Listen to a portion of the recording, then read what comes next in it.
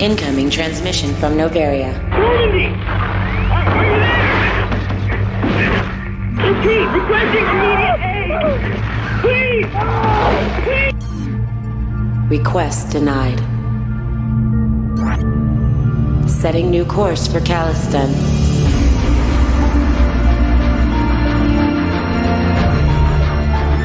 Many decisions lie ahead. None of them easy.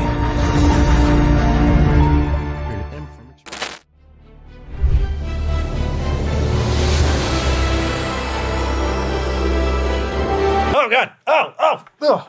Yeah, stuck in my face. Welcome back to Retro Rebound. Commander Retro reporting for duty. In today's video, we are going back to Mass Effect. Why are we going back to Mass Effect? Dragon Age the Veilguard just released. My review is up over on my Mr. Matty Plays channel if you want to go ahead and check that out. But too long, didn't read if you don't got 40 minutes to spare. Wasn't a big fan of it. But for those who don't know me at all, BioWare was like my favorite all-time developer, from Star Wars Knights of the Old Republic, which is my favorite game ever, to Jade Empire, Mass Effect, Dragon Age Origins, even the early 2010 games. I love Dragon Age 2. Mass Effect 2, of course, I love. Mass Effect 3, I adore. They've made so many top tier RPGs. And I know a lot of people are kind of displeased with Dragon Age the Veilguard, and maybe they need to be pointed somewhere or reminded of something. And for those who are digging Dragon Age the Veilguard, like, hey, this is my first time messing with a BioWare game, boy, do I have a recommendation for you. Today, we're going back to the Mass Effect games and talking about if they're worth it in 2024. And we all know the answer to that, but I have something with this series that's been really resonating with me as the years have gone on. I want to share it with you all, so we're going to talk about that. By the way, if you're wondering where I got the N7 helmet, this came with the Legendary Cache before Legendary Edition came out, which I was so hyped for that, man. It's the game on the TV behind me. Just so excited for these games to return, and so we'll talk about that as well, but in case anyone's wondering. And also, by the way, this thing can, if I can find the switch colors. Check that out. Red and blue. Paragon Renegade. Love to see it. All right.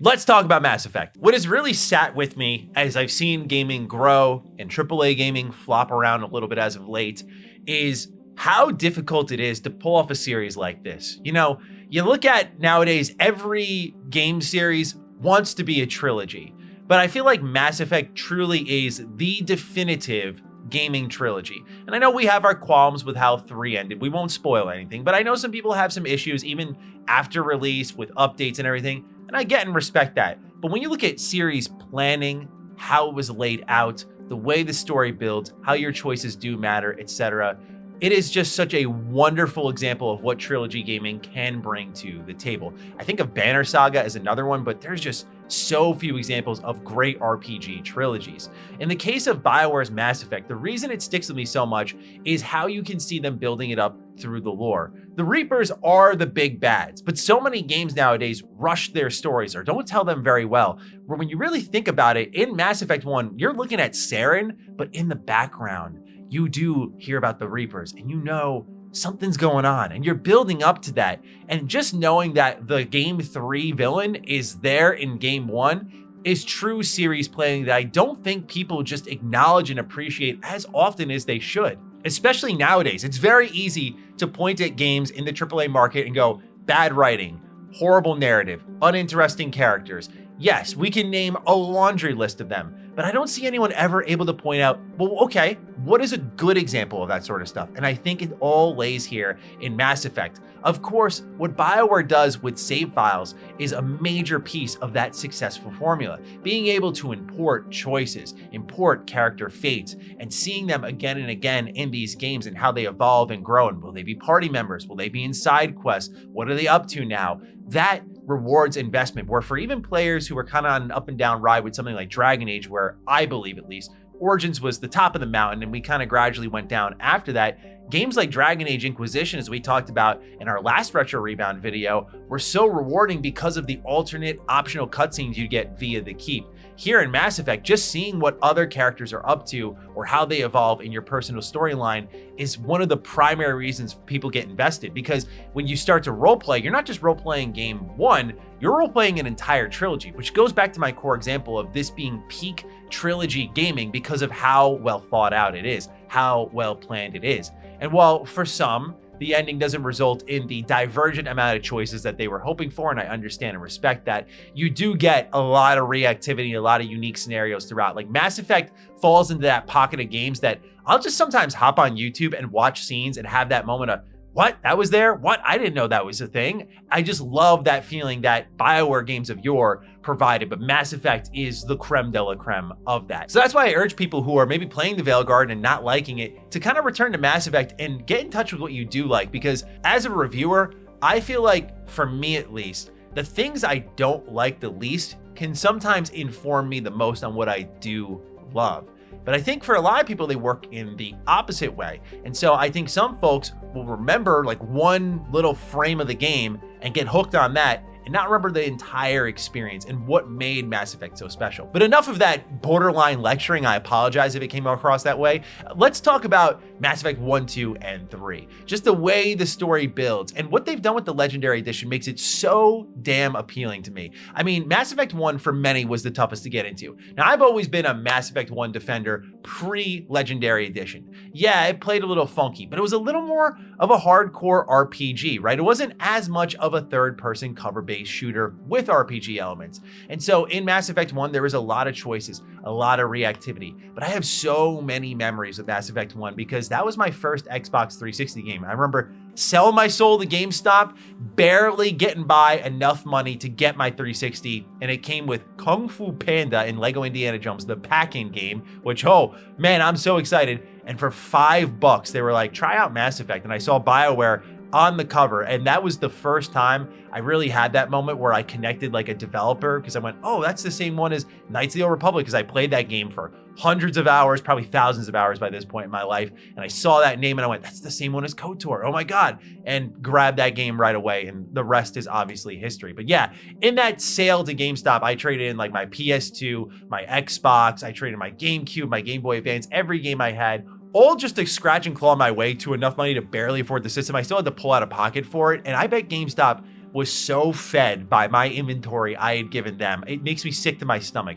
But nonetheless, that's why Mass Effect's a core memory, because despite all I had lost, I gained so much. And that's why you got to look at the positive things sometimes, ladies and gentlemen. That said, Mass Effect 1 is, I think, a little bit more of a hardcore RPG. And I know that with Mass Effect Andromeda, they did try to get back to some of the touchstones of Mass Effect 1, which I can appreciate. Like the Mako is a defining factor in Mass Effect 1. Just getting in this vehicle, riding around, dropping on these planets, and some of the locations you go to are a little samey. Some of the side quests are a bit underwhelming for sure, but that feeling of dropping on planets and exploring, I'm gonna be honest, I hate to drag the game into this conversation. Yes, Starfield, people were really looking for that experience there in a way that felt more handcrafted, kind of like what Mass Effect offered, kind of like what the Outer Worlds offers, minus the whole vehicular stuff, because Outer Worlds doesn't have that. But also, time out, I gotta get into spoiler mode because there is one choice I absolutely adore in Mass Effect 1 that I wanna highlight. So if you've not played Mass Effect before, I mean, you should have clicked off the video a while ago, because like, just go enjoy some peak fiction, would you? But anyway, for those who don't wanna be spoiled, I'm about to talk about a big choice in 3, 2, 1. When you have to choose between Kaidan and Ashley, and who's gonna go ahead and arm that bomb, I just love the idea of the choice and how it's presented. It is, for many people, a very easy decision to make, because you're looking at this moment here and you go, okay, like one of these characters is very unlikable. In Ashley, she's kind of like a space racist. And then Kaidan, for some, like I am not a big Kaidan guy, but others really like him. But anytime I cook him up, people are like kind of mixed on it, I feel. But yeah, I've never been a big Kaidan guy. So this choice on a level of like presenting this big sacrifice, I think is brilliant, because these are your starting party members. And I think that not enough games study the narrative framework that Mass Effect did, where that is like, to me, choice and consequence science. Like these are your two squad mates, Eden Prime, you're there together, and you, by the end of the game, are making a choice on their fate. One of them has to sacrifice themselves.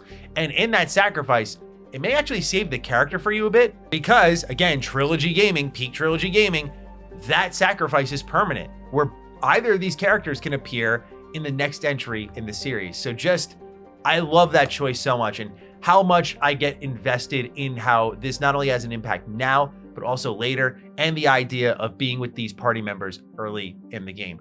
Obviously, there's many more fantastic choices across Mass Effect, but in Mass Effect 1, that's what comes to mind for me. Okay, spoiler mode off now. So Mass Effect 2, I got on Christmas Eve from my Nana. And I remember getting it from, I think I asked from it from Walmart, and it was like 20 bucks.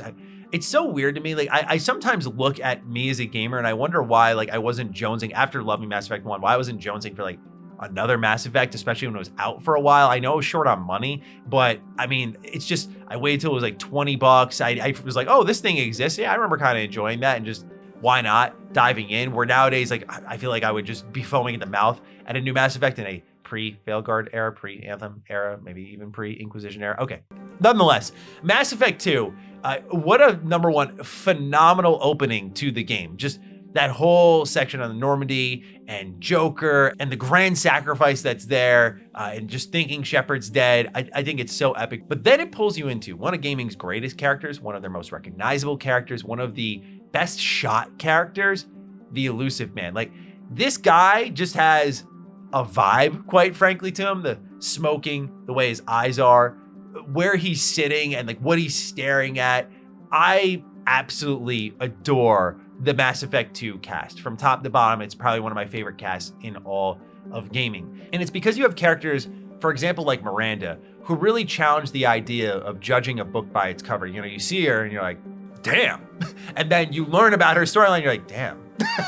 Like, I just love how the team that created this character visually, storyline wise, did so, I think, in such a brilliant way that they kind of anticipated what your reaction would be and then made a story around that, and it just makes her such a deep character. But Mass Effect 2, no spoilers, because I don't even want to risk anyone tapping around the video and seeing this. I'll just say Mass Effect 2 features one of the best endings to a video game ever. And it's especially brilliant because Mass Effect 2 also has a lot of great choices throughout, where, again, bringing up Veilguard, one thing I mentioned in my review is Veilguard did not have, I feel, enough choice and consequence throughout the game. And then you get to the end, you're like, oh my God, here's all the choice that I was looking for. Awesome.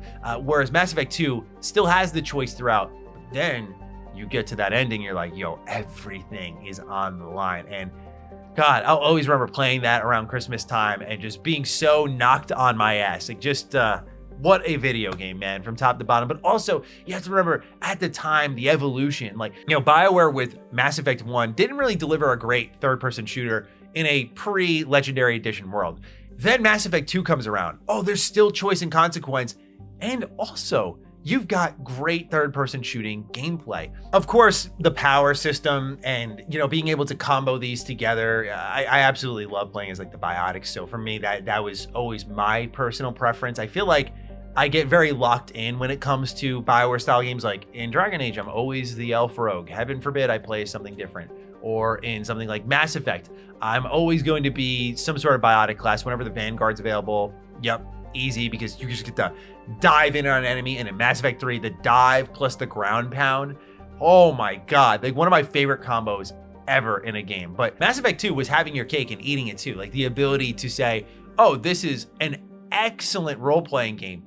And it plays like a wonderful third-person shooter. And it has Garrus Vakarian again. Like, come on. You're just winning all over the place now. And so that brings us to the last one in Mass Effect 3. I mean, not the last one, really. I mean, there is Andromeda, but you're here for the original trilogy. Andromeda, I feel like with what they've talked about with the next Mass Effect game, it feels like they're going to acknowledge it because Andromeda was in the trailer. But I also do get the inkling that BioWare is probably going to just include a few elements like races and whatnot from Andromeda. And since we saw N7, probably just continue Shepard's storyline in some way, shape, or form. But Mass Effect 3, the big finale, I'll always remember getting to the final choice in this game and actually pausing my game. It's so funny because people hate the ending choice, but that emotion it brought out of me where I paused the game because my mom was telling me dinner was ready, and I left into the living room and I sat there and was like straight up doing the steeple, just staring into the center of my table. She's like, what's wrong? I'm like, I'm about to finish this game, Ma, and I don't know what to choose.